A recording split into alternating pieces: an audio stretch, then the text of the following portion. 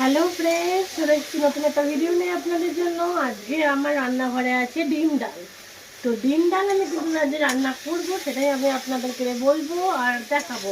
কিছুটা আমার করা হয়ে গিয়েছে, বা আমি সবটাই আপনাকে মুখে বলে দেবো আপনাদেরকে। তো চলুন দেখে নিই। এখানে আমি পেঁয়াজ আগে প্রথম দিয়ে বলি কী কী আমি এটাতে দিয়েছি। তো চলুন, ফার্স্টে তেল দিয়েছি, তেলের মধ্যে দিয়েছি তার কারি পাতা, সর্ষে, সাদা জিরে, তেজপাতা, শুকনো লঙ্কা। এইগুলো ভালো করে আগে তেলে দিয়ে একটু নেড়ে চেড়ে তারপর আমি দিয়েছি পেঁয়াজ কুচি, আদা কুচি, রসুন কুচি দিয়ে এখন আমি এটাকে নাড়ছি। এরপর আমি এটাতে দেবো হচ্ছে টমেটো। এই যে আমি টমেটোটা গ্রাইন্ডে নিয়ে নিয়েছি, টমেটোটা আমি এবার এটাকে আটকে দিলাম, দিয়ে আমি এটাকে টমেটোকে চপ করবো, করে আমি এটার মধ্যে টমেটোটা দিয়ে দেবো।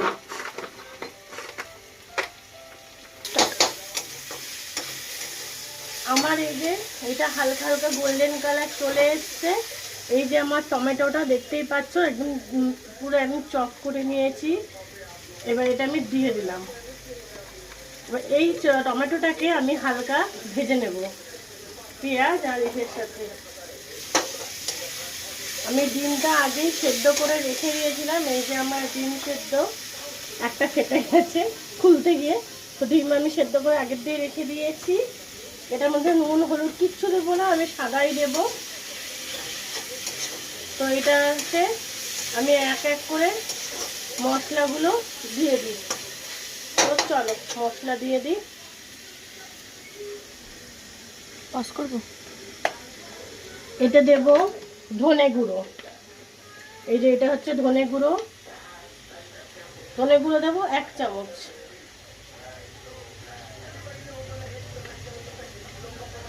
এক চামচ আর একটু দিলাম ধনে গুঁড়ো।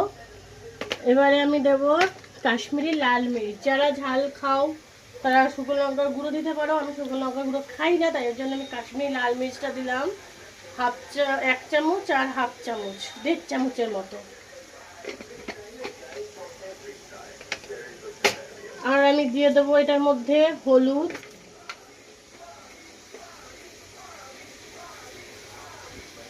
দিয়ে দিলাম 1 চামচের মতো। এবার আমি দিয়ে দেবো এটাতে জিরে গুঁড়ো।